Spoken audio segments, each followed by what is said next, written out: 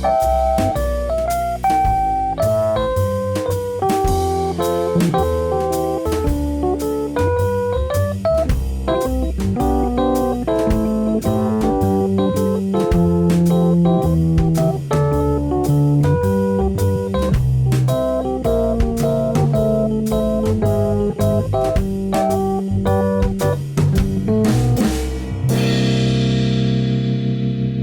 Marino Show. Hey everybody, welcome to The Marino Show. I'm your host, David Marino, and today I'm joined by local filmmaker here in Austin, Brandon Reich. He's done a number of films, including The Bob Zula, which is airing on Amazon Prime right now, and he's done a lot of short films, including The Commie Zombie, which I just recently saw, which is great. And he just has a lot of knowledge when it comes to filmmaking. Brandon, thank you so much for joining me today. Man, thanks for having me, David. Really appreciate it. So, I mentioned a few of your films, The Commie Zombie being one of them. That was a really fun film to watch. Tell me a little about that film and how that came about, because I really want people to find it. It's on YouTube, but I really want people to find it and watch it if they haven't. Yeah, it's on YouTube. We also have a behind the scenes video, just if anyone's interested in, but it was a 48-hour film project. If anybody out there has competed in one of those, they have you draw a genre out of a hat, and this one was horror, and we were just thankful enough to have some pretty cool resources in our back pocket, like a 1950s car, and so those competitions are a little tricky in that you can prepare resources and a team, but you're not supposed to do any creative work before the kickoff. So that's kind of the niche to make sure everybody is adhering to the rules and not, just making this like really amazing production beforehand and then winning, just destroying everybody who actually made it in two days. But yeah. Well, seeing the film and knowing that it was made in 2 days, you wouldn't know that. I mean, you said, as you mentioned, it was 50s themed. So everybody was in the 50s, outfits, the women and the men, the cars.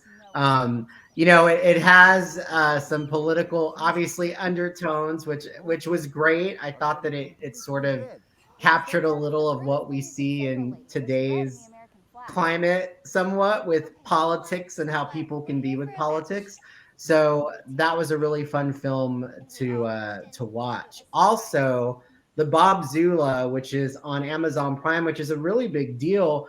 First of all, how did it get on Amazon Prime? I'm always curious to know what the process is as a filmmaker to get your film like on a platform like that.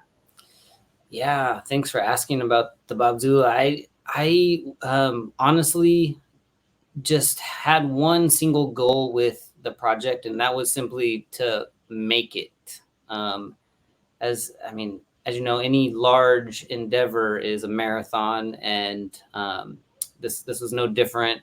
I really only had that single mindset of like crossing that finish line, and it kind of snowballed, and we raised a modest fundraising campaign beforehand and raised about $7,000.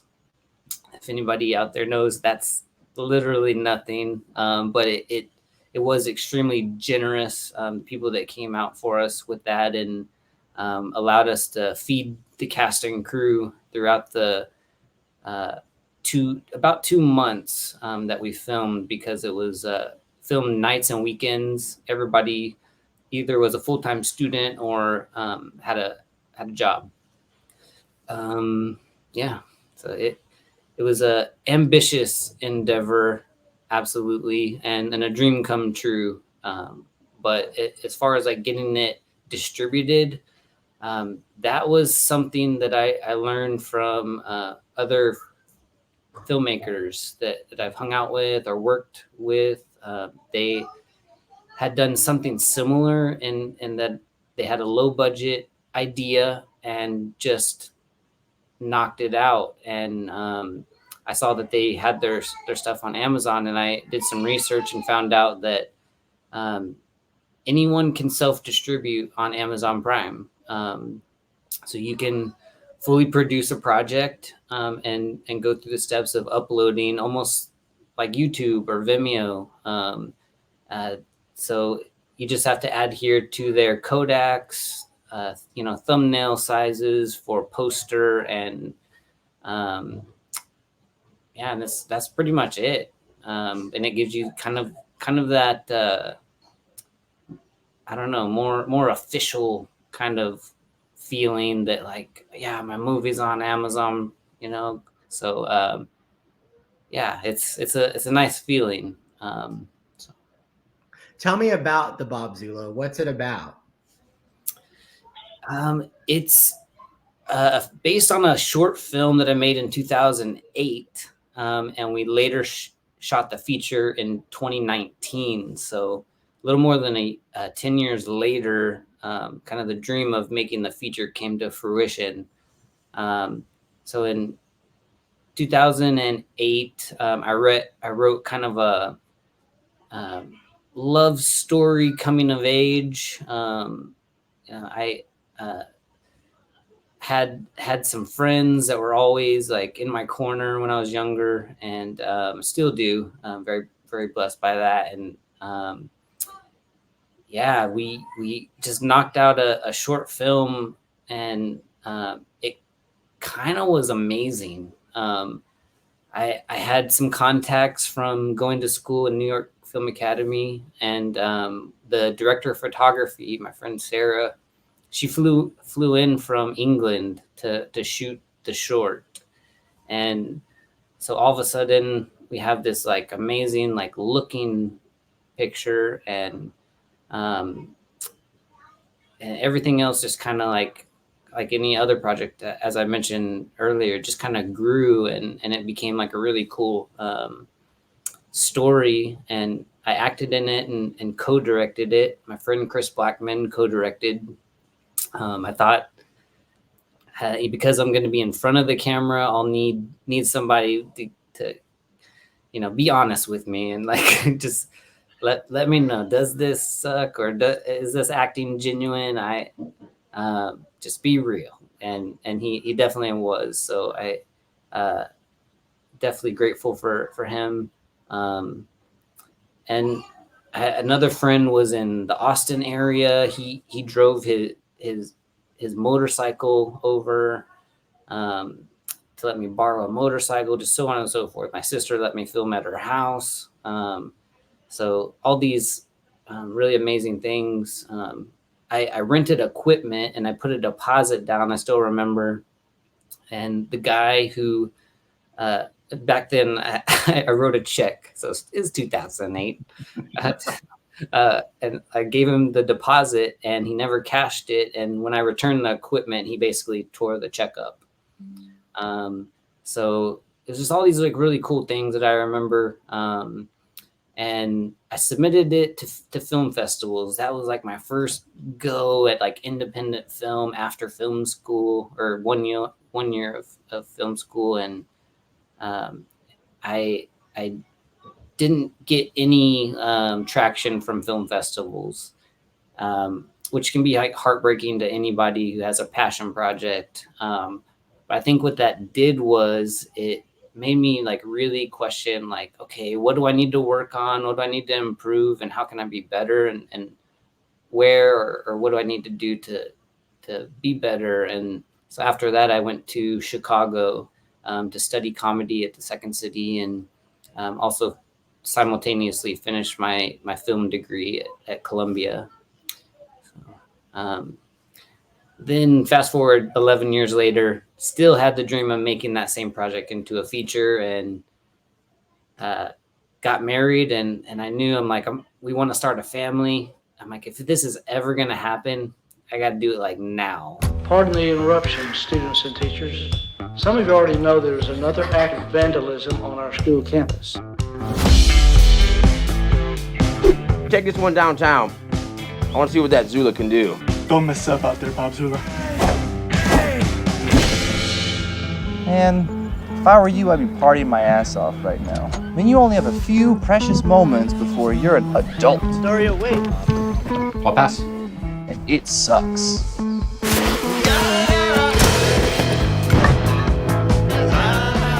I love this sweater vest on you, Bobby.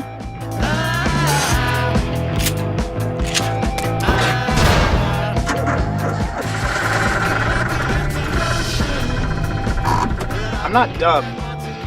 I'm just a visual learner. Bob, I know I have a mullet, but why do you need me to know I have a mullet? Because it makes me feel empowered. What's the crowbar for?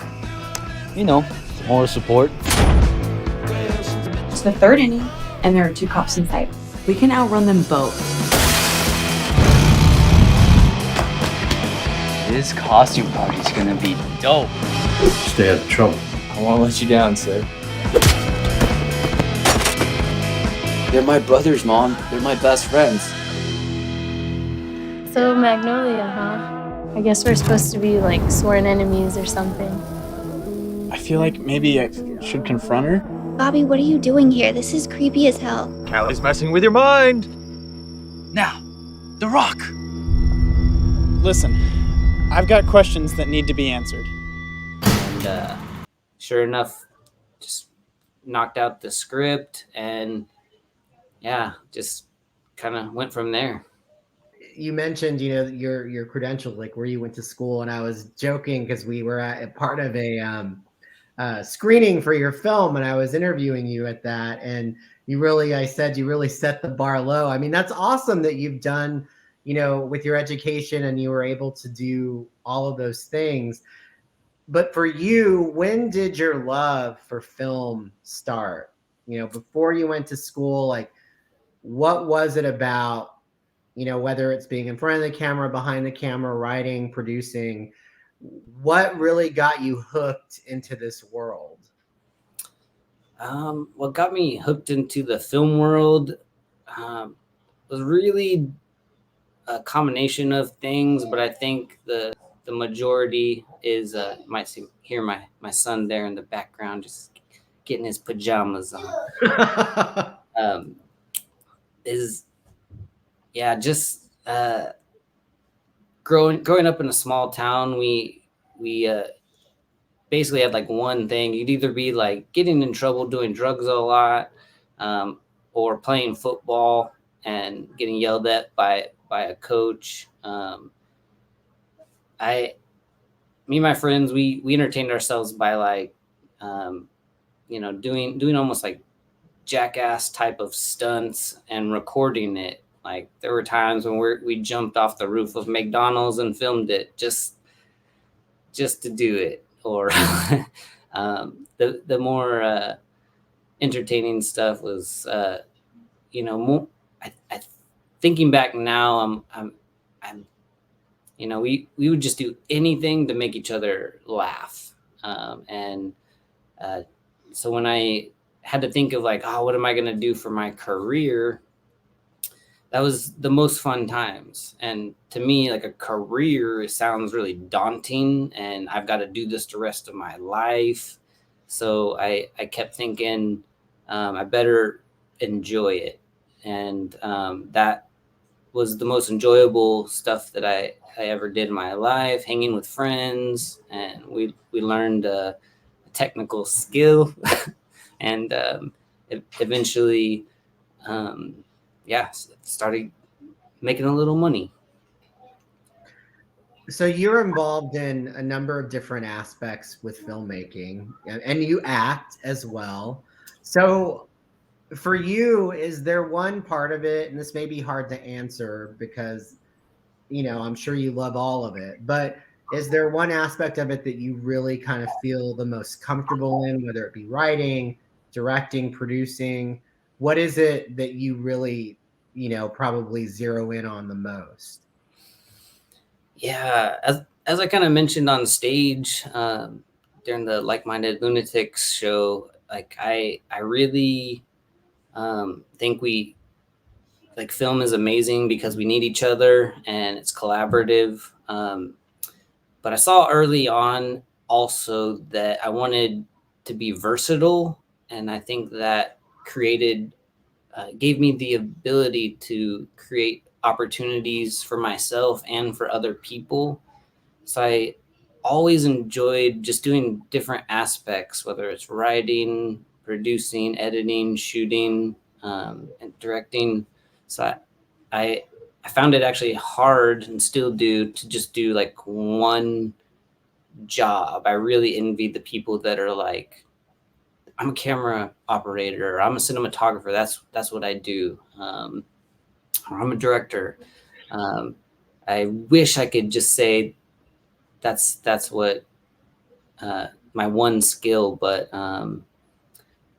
I yeah I so with all that combined, I think the root of it and the foundation really is just a passion for story. I love having a good story that I'm passionate about, or has themes that could possibly translate to somebody else, and have them relate, and maybe even have somebody consider a different perspective, or look at something at a different angle. But the goal is always to bring joy and make people laugh. I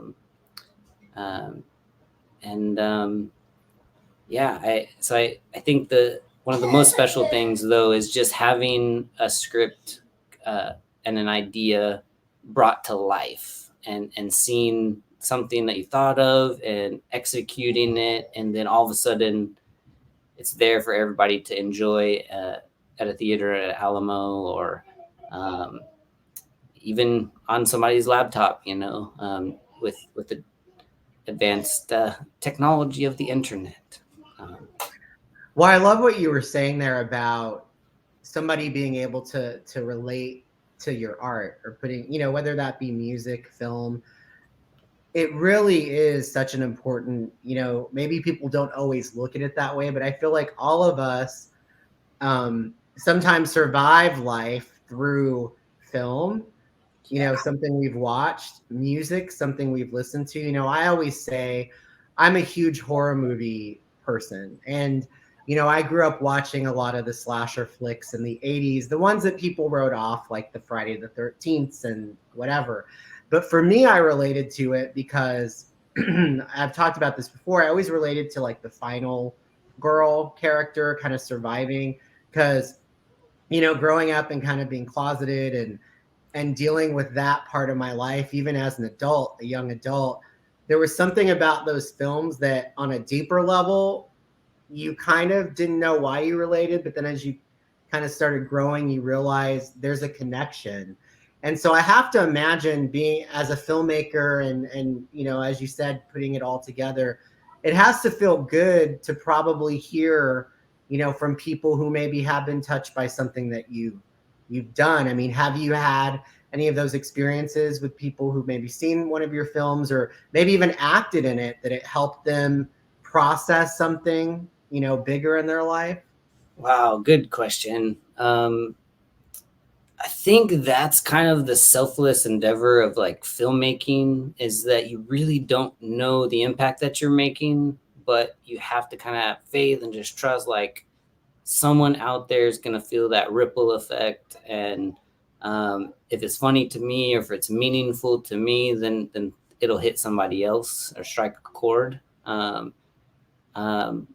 So that also makes like filmmaking really tough, is because you don't necessarily always get that tangible and conversational reward back. So I do need to do better about just receiving that own goodness, really. Just like, yeah, because as artists, we can be really hard on ourselves, like, oh, that sucked, or that could have been better. So I guess the season I'm in now is just trying to just be like, show myself more grace, and like, yeah, that was fun. Sure that it wasn't perfect, but it was good, or I really struggle with saying like it's good, but trying to be better at it.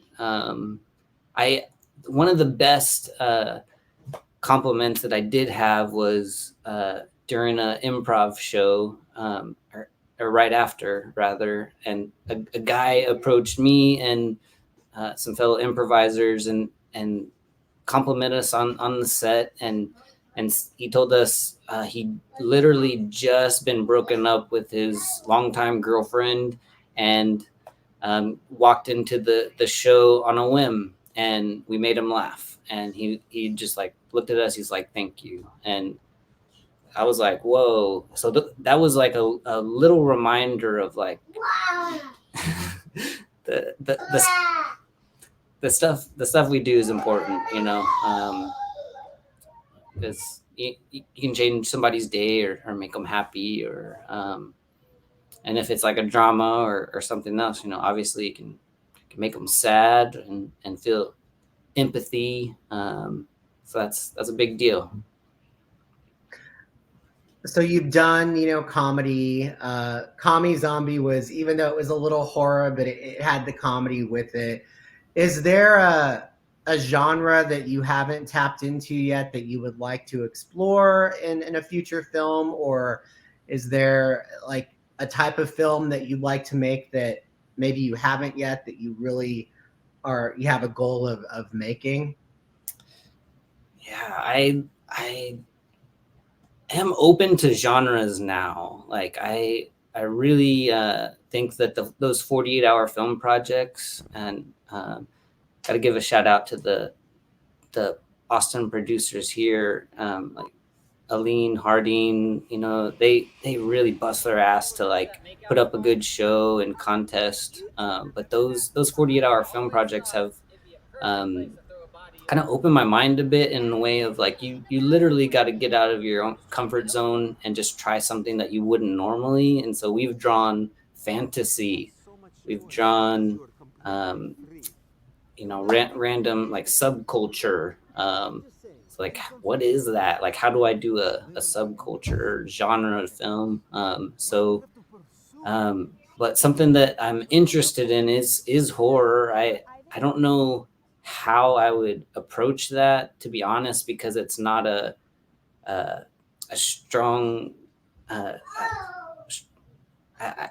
I'm scared. I'm scared of horror movies. Just being real, like it's really hard for me to watch anything. I would lean more towards, like I think I heard you say, some of the older, more campy horror movies. Like now that's my jam. Like if it's like not if it's so bad it's good type of thing, that's my jam. I'm totally on board with you with that. Like that's why I love all of the 80s slasher flicks, because that's what I grew up watching. I even like films that, okay, like Showgirls, it's so bad, but I love that movie because it's hilarious to me. It's like an exploitation film. I think it's one of Quentin Tarantino's favorite films, and I just always laughed at how it bombed and people criticize it, but now it has this, it's like a cult classic and people watch it.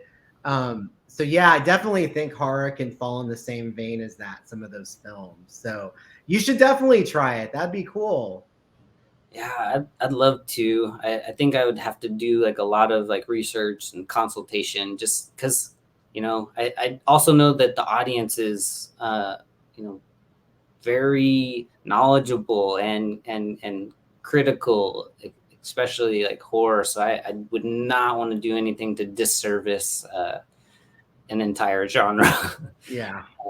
So if you're open for a consultation later. Oh, I'm always, yeah, definitely. I can tell you about horror definitely anytime.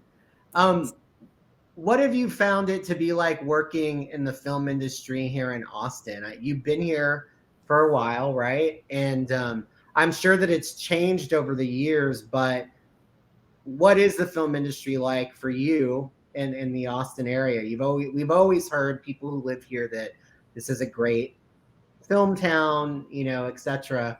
But for you as an actual filmmaker who's in the trenches doing it, how would you describe the film industry here in Austin today? Yeah, today the film industry is changing a lot. I think not only on the creative front, but just the transient migration from everywhere, I guess, not just California, but people are, the town is very tech heavy. And I think the artists are feeling that pressure of sustainability, and just fighting to maintain rent, and kind of getting pushed further and further outside the city. And I heard today about somebody who just kind of finally just admitted, like, okay, now I live too far away, and I got to do something else. So it's sad to hear. I think Austin at one time had a creative backbone. I still think that there's some amazing creatives here still doing it, but I think it's changing a lot. And so I love the opportunity to just support the creative scene here. And it's tough, it's tough on artists, but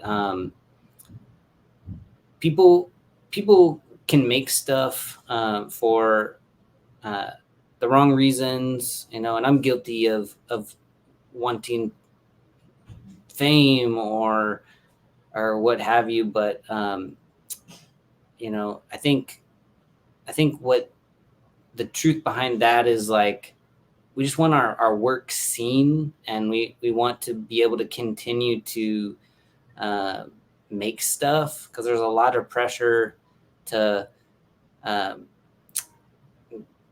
just stay relevant, and with the pressure of, like, higher rent, higher mortgages. I think that's even grown more. To just keep making stuff is kind of a miracle. So I will say that Austin, from what I can tell, is still very much like an independent film town, like, with the colleges, and you can definitely make independent film and have that support by communities like Austin Film Society and Austin Film School, all the UT, RTF. So there's a lot of these little pockets of people who are hungry for work, just, ready to make stuff just to make stuff. So I think I'm inspired by that, and I definitely would like to continue to grow as an artist, as a filmmaker, to just be better, and hopefully make some noise and get people to see my stuff.